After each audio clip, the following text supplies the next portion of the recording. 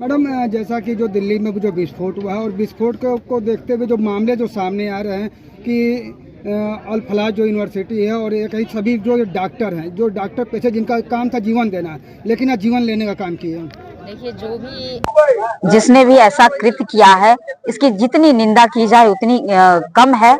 और ऐसे लोगों को इस धरती पे रहने का कोई अधिकार नहीं है। मानवता पूरी तरह से शर्मसार हो गई है कि एक डॉक्टर ने ऐसा कुकृत्य किया है और हमारा पूरा देश इस कुकृत्य की निंदा करता है।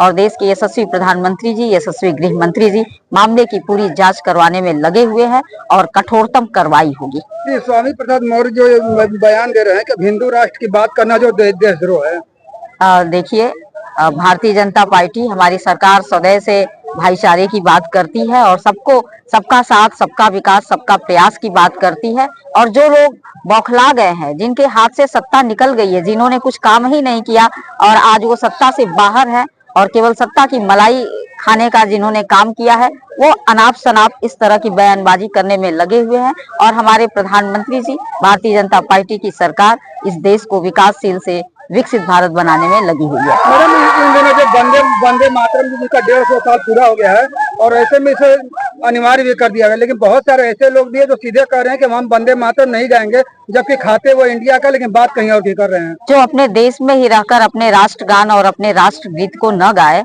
तो जाहिर सी बात है कि ऐसे लोगों के अंदर देशभक्ति की कोई भावना नहीं है और उन्हें इस देश में रहने का भी अधिकार नहीं है। एसटी हसन साहब ये कह रहे हैं कि जो वंदे मातरम है, इसमें जो जमीन की इबादत की बात कही गई है, इसलिए जब तक इसको नहीं हटाया जाएगा तब तक हम जो वंदे मातरम नहीं गाएंगे।